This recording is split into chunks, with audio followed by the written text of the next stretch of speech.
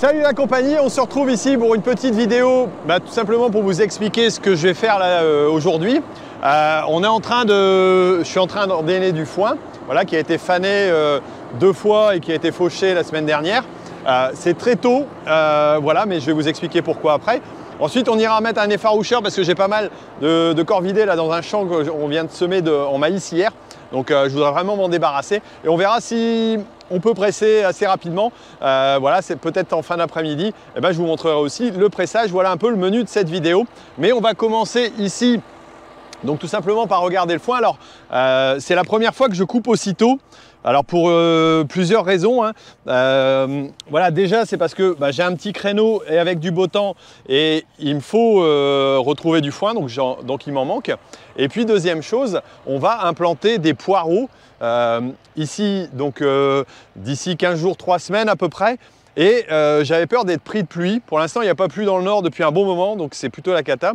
Mais j'avais peur d'être pris de pluie et donc je voulais plutôt le faucher, comme ça nous laissera le temps de travailler le sol, de dégager les racines, parce que c'est un mélange de fétuque, luzerne, voilà, fétuque élevé, fétuque des prés, luzerne et puis trèfle, voilà, qui est plutôt bien, même si voilà, il est pas très dense, c'est clair. Et donc je voudrais pas le perdre, et puis ça permettra d'avoir le temps de travailler suffisamment les sols avant d'implanter les premiers poireaux. Donc voilà, là je suis avec le faneur, on va aller voir un petit peu dans l'andin. Alors ça a été fané 2 fois, je fais ça le matin assez vite, voilà, quand il y a encore un petit peu d'humidité, et là c'est pareil pour l'andainage. J'essaie de le retourner sur le côté quand c'est encore un tout petit peu humide. Voilà, là c'est encore le cas, on sent que c'est frais dedans, ça vous ne pouvez pas le sentir, et c'est dommage aussi que vous ne puissiez pas sentir l'odeur qu'il y a ici. Ça c'est un truc que j'adore, faire des foins, c'est vrai que c'est extraordinaire au niveau de l'odeur. Franchement là je ne sais pas si vous imaginez dans un champ de foin, mais c'est vraiment extraordinaire. Bon, moi je vais continuer ça. Je me suis rendu compte que je n'ai pas arrêté mon faneur, mon andaineur plutôt. Voilà, et là ça me fait des andins à peu près corrects. Voilà, on va regarder un peu comment ça se compose. Mais je trouve que c'est pas si mal que ça. Alors il faut que je regarde parce que là j'en ramasse pas assez, il me manque un petit truc. Il y a quelque chose qui déconne. Et là voilà, au niveau fraîcheur, alors on sent que c'est encore un peu frais. Et là s'il faut, tout simplement je ferai un deuxième andainage, c'est-à-dire que je le retournerai un petit peu sur le côté, peut-être cet après-midi, avant de pouvoir le presser tout simplement. Il ne doit pas manquer grand chose, mais voilà, en tout cas il est super beau et ça c'est super sympa. Bon allez, on va continuer et puis regarder un peu au niveau des réglages. Là j'ai l'impression que je ne suis pas assez descendu. Pourquoi? Peut-être mon relevage trop haut. Allez, on va regarder ça. On va essayer avec le relevage, mais peut-être que c'est tout simplement l'ensemble qui n'est pas assez descendu.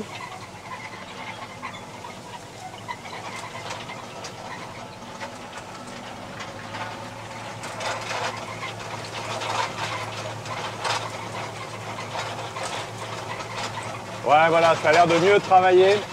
Je pense que le relevage était un tout petit peu trop haut. Alors ici, on ne va pas avancer trop vite, hein. Voilà, le but du jeu, c'est tout de ramasser. Là, je suis entre 8 et 9 km/h. Voilà, il n'y a pas trop de matière, mais pour autant, il faut tout arriver à mettre de côté.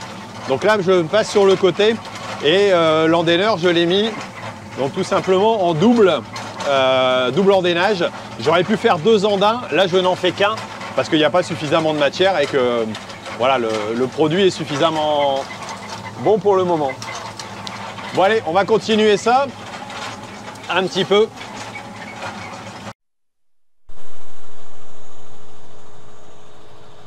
Hop, voilà. Apparemment, voilà, il m'en reste un petit peu là-bas, alors qu'ici ça va. Je pense que là, j'étais pas assez descendu. Donc j'ai fait un petit point de réglage pour essayer d'être au mieux. Et j'ai changé aussi la vitesse de rotation. Je m'amuse à mettre à 540 tours minute. Alors je m'amuse, c'est une façon de le dire. Tout simplement parce que ça me permet de faire des économies. Je ne suis pas obligé de faire tourner aussi vite l'andaineur. Et pour autant, il a la bonne vitesse. Ça ne sert à rien d'accélérer. Quand on a la possibilité d'être à 700, voilà. Au moins là, je suis à 440 tours minute. C'est à peu près la vitesse idéale pour pouvoir andainer. Ah bah là on voit tout de suite le ramassage se fait mieux. Voilà, là je suis dans les bons réglages. Faut pas être trop profond parce que sinon on ramasse de la terre et on abîme le matériel. Et faut pas être trop au-dessus parce que sinon on laisse du foin et ça c'est pas bon. Là par contre j'estime légèrement trop accéléré. Voilà. Je peux prendre une petite vitesse de plus. Et on va voir ce que ça va donner. Obtenir le résultat optimum en un minimum de temps. Mais il ne faut pas bâcler le travail non plus. Voilà, là ça c'est pas mal. C'est peut-être un peu rapide. Allez, on va réduire un peu. Voilà. Et là, ça ne devrait pas être trop problématique.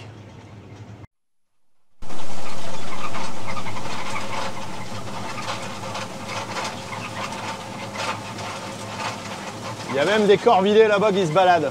Des saloperies ces trucs-là, c'est pas possible. On va essayer de s'en occuper tout à l'heure. On arrive à la fin du champ et là en bout de fourrière, hop, il s'agit de lever juste à temps. Alors la toupie de gauche se lève un peu plus vite que celle de droite et là l'avantage c'est qu'on peut laisser tourner l'appareil sans souci. C'est sécurisé à ce niveau-là. Donc ça va bien et ça tourne à peu près sur place. Je ne sais pas si vous avez vu les roues derrière, mais elles sont directrices à peu près sur place. Et là, hop, je vais reposer. Mais là en resserrant, je vais avoir 2 andins. Là j'ai reposé un peu tard. Allez Thierry, essaye de faire un travail à peu près quand même.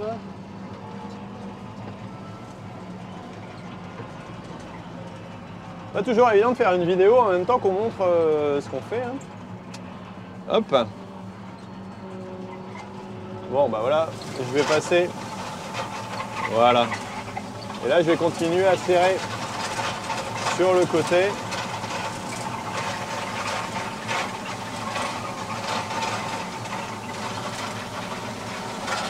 Et là je fais un double andin. Voilà. Là je suis au milieu sur ce côté-là. Bon. On sent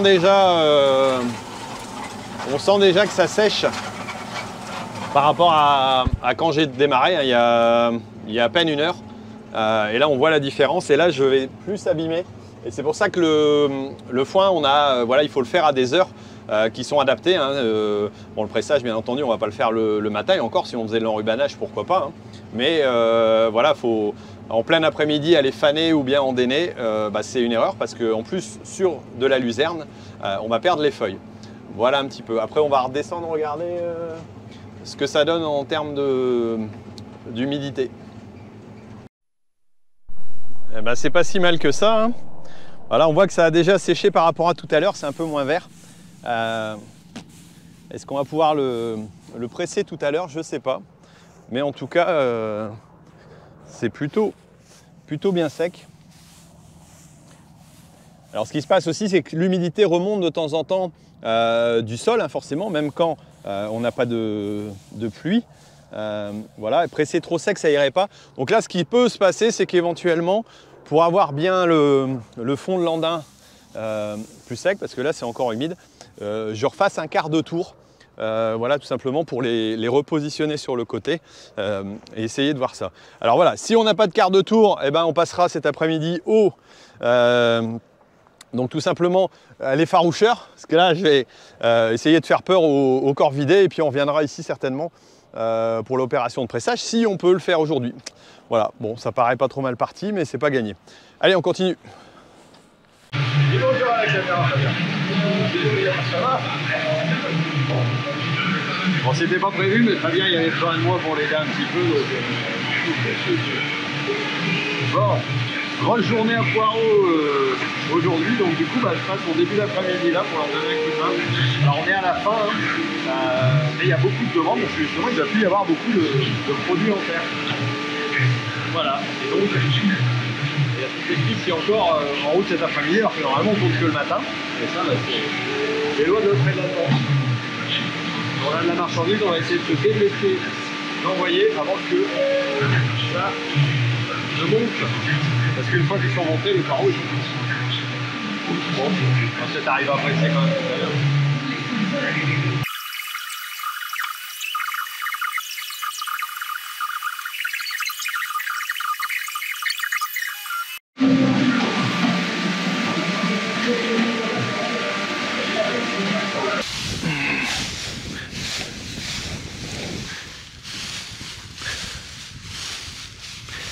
Bon, petit tour dans le foin.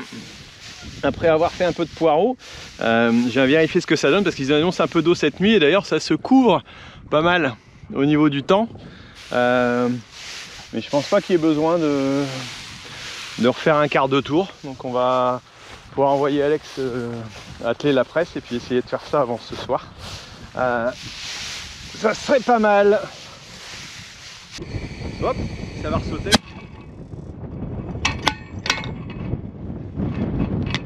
Et voilà, ça redescend. Et on se retrouve ici dans mon champ de maïs tout simplement, qui vient d'être semé. Voilà, bon ça s'est pas trop mal passé, hein. C'était les poireaux ici juste avant. Et je viens d'installer un nouvel effaroucheur parce que j'ai peur tout simplement du passage de ces corvidés, là, ces choucas, ces corbeaux, qui pourraient venir décimer la parcelle étant donné qu'il y en a beaucoup. Quand on est arrivé, j'en ai dénombré à peu près une trentaine. Bon là on est dans la parcelle donc ils ne sont pas forcément venus. Mais voilà, ce nouvel effaroucheur me paraissait intéressant parce qu'il allie à la fois, j'allais dire, le coup du canon, même s'il est beaucoup plus faible que les autres, mais on l'entend quand même, et puis un objet volant, voilà, et je pense que ce système-là sera certainement plus efficace que voilà, les autres, même si de toute façon il faut alterner et il faut mettre, j'allais dire, en application des différents leurres quelque part pour pouvoir y arriver, parce que sinon ça va être compliqué. Voilà, mais on va essayer de tester ça et puis voir un peu comment ça se passe. Alors voilà, je sais pas, je vais attendre qu'il claque un coup. Alors cet effaroucheur est un effaroucheur Avistop. Voilà, alors j'ai pu rencontrer son responsable, donc c'était tout simplement au Cival cette année. Et je me suis dit, tiens, ça serait intéressant de le tester. Et il a accepté de me mettre à disposition pour pouvoir le faire. Donc voilà, c'est pour ça que je vous montre aussi cette vidéo, parce que je pense que ça peut vous intéresser, étant donné que c'est un système assez original. Alors je l'avais vu justement dans le salon, et donc il est composé, alors comme j'allais dire d'autres systèmes, d'un canon à gaz. Donc on a une bouteille de gaz qui est raccordée à un boîtier de contrôle, on va le voir après, au canon. Mais au lieu d'envoyer le canon vers, j'allais dire, les oiseaux et de détonner, en réalité il envoie vers le ciel et il envoie ce système donc de coupelle, voilà, et ici ce leurre qui pourrait ressembler à des oiseaux, et il l'envoie sur le mât. Et voilà, donc ce mât, lui est tenu par 3 aubans, voilà, qu'on voit là sur les côtés. Tout simplement 1, 2, 3. Voilà, là ça va sauter. On va regarder un petit peu.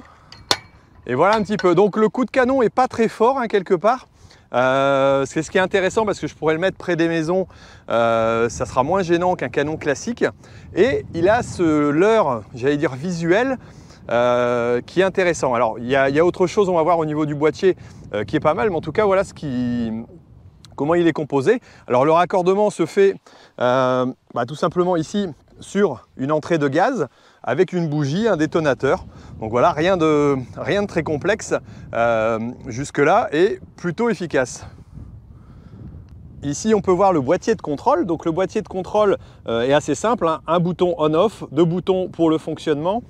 J'ai trouvé très intéressant donc qui nous met tout simplement un QR code pour aller sur la fiche de description, hop, où je vais aller et où je vais tout simplement avoir le détail, parce que c'est vrai qu'on ne balade pas toujours avec le papier, et au moins là j'ai toute la description du montage et de fonctionnement et des réglages.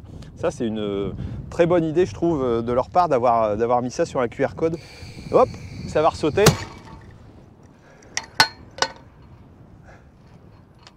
Et voilà, ça redescend. Et donc, on règle plusieurs petites choses, hein, mais c'est pas très compliqué. Franchement, c'est hyper simple même à régler. L'heure, voilà, que l'on a. Il suffit de changer, d'appuyer sur le bouton A pour aller mettre. Voilà, on voit, pardon, la programmation de 3 à 5 minutes. Donc voilà, ça c'est bien. Je fais l'heure de départ, 8 h 9 minutes. L'heure de fin, 20 h 00. Je peux changer en appuyant sur le bouton B. Si je rappuie sur le bouton A, hop, je vais tout simplement avoir le choix. Soit je mets en aléatoire entre 3 et 5 minutes, soit je mets entre 15 et 20 minutes, ou je mets entre 4 et 10 minutes, ou rien du tout pour l'arrêter. Donc là, je vais changer, étant donné que voilà, moi l'intérêt c'est de le mettre entre 15 et 20 minutes. Voilà, c'est fait, pas plus compliqué que ça. Je rappuie sur le up et j'ai bien programmation entre 15 et 20 minutes. il est 15h59 et donc voilà, ça va être réglé comme ça. Donc c'est vrai que le montage en lui-même et le réglage est franchement très simple. J'ai d'autres appareils qui sont quand même plus complexes, entre autres le réglage du canon classique avec la molette où on ne sait pas calculer comment on fait quoi. Donc ça c'est vraiment plutôt gênant quoi. Alors ça fait maintenant 2 heures que l'appareil est installé et pour l'instant je vois rien, il n'y a pas d'oiseaux qui sont restés sur le côté. Donc très bien, ils sont partis ailleurs, je ne sais pas où exactement. J'en vois un peu là-bas au fond de l'autre côté. Mais bon, là-bas ça me dérange moins qu'ici. Donc voilà, je vais essayer de repasser plusieurs fois à quelques heures et quelques jours d'intervalle pour vérifier quand même que ça fonctionne bien quoi. C'est sur lequel? Le vert.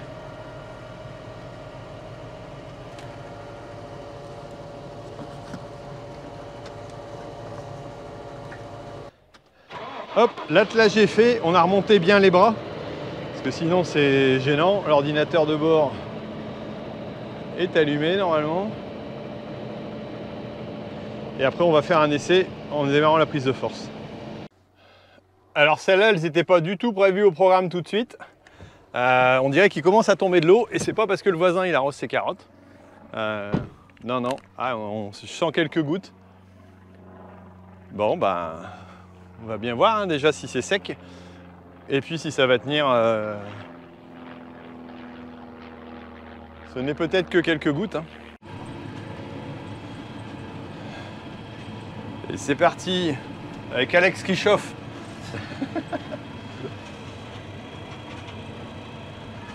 Bon là on va déjà faire le premier ballot et puis on verra ce que ça donne. Prise de la tension ou plutôt de l'humidité. Ici au premier j'étais pas extrêmement bon. 20,6 ça passe.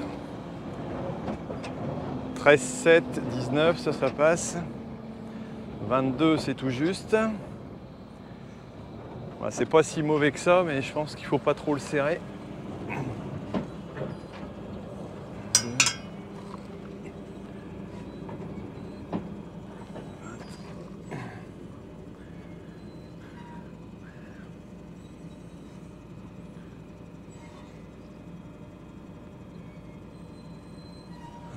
Bon, je crois que les quelques gouttes de tout à l'heure n'ont pas aidé.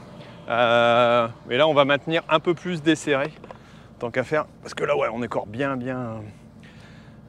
serré pour pouvoir le faire. Et on verra pour le rentrer peut-être un petit peu après. Faut pas le rentrer tout de suite si jamais il n'est pas bon. Mais là, le problème, c'est que s'il annonce de l'eau derrière et que il est pourri, ça va pas aider. Hein.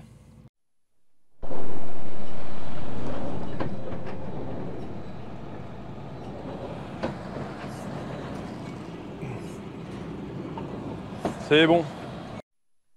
Bon, on va continuer.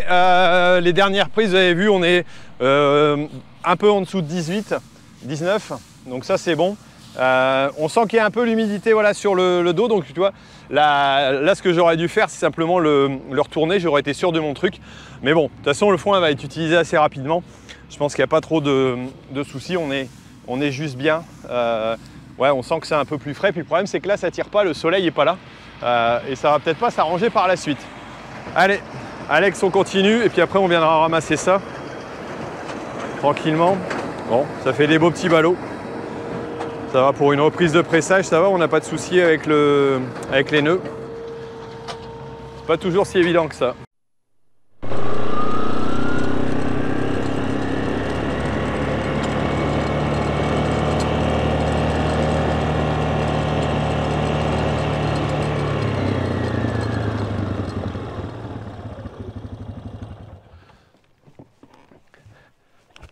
Ah ben voilà, l'affaire est classée, les ballots sont pressés, une belle chose de faite.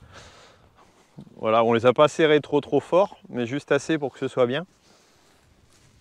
Il y a une odeur, mes gens, franchement, c'est extraordinaire. Bon, je vais aller refaire un petit tour là-bas pour aller voir mon effaroucheur, voir si mes corbeaux sont bien partis. Mais on n'aura plus qu'à ramasser ça, et puis ça va le faire.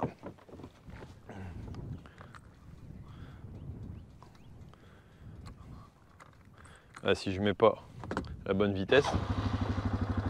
Allez, c'est reparti.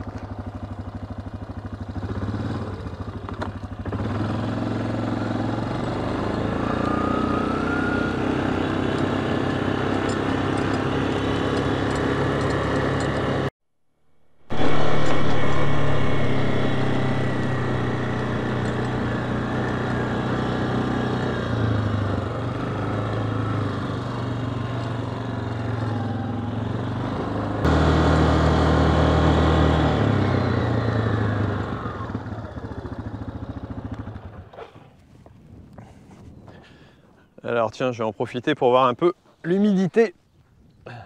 Ah, super ça. C'est pas beau? Dans les rangs de maïs. Il y a une belle humidité quand même. Je pense que l'arrosage n'a pas été inutile. Ouais, regardez là. On est bien dans la fraîcheur. Ça va être bon. Et en tout cas, il n'y a pas de chouka. Donc ce petit dispositif m'a l'air de bien fonctionner. Je vais vérifier un peu. Voilà, il n'y a personne qui y a touché, il n'y a pas de souci. Et par contre, j'avais oublié de remettre à l'air, de remettre accroché, hop, comme il fallait. Ça c'est bien du Thierry. Tout craché, hop, voilà, comme ça c'est un peu mieux. Bon, rien n'a bougé. La petite plaquette est toujours là. Les aubans sont bien costauds. Et là-bas, j'ai mis, alors comme je le disais hein, tout à l'heure, tout simplement, il faut avoir plusieurs systèmes d'effarouchement. Hein. Voilà, un seul, ça me paraît faible.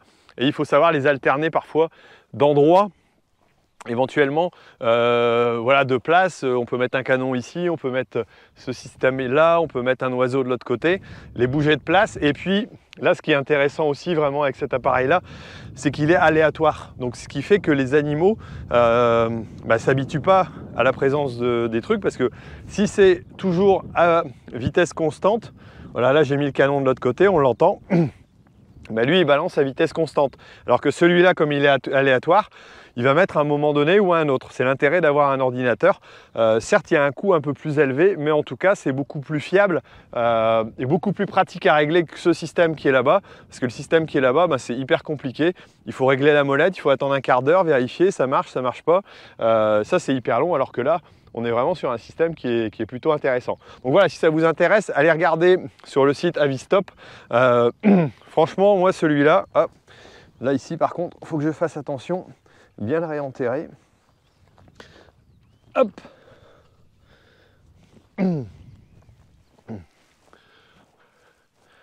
Voilà, là j'ai réenterré tout simplement le crochet.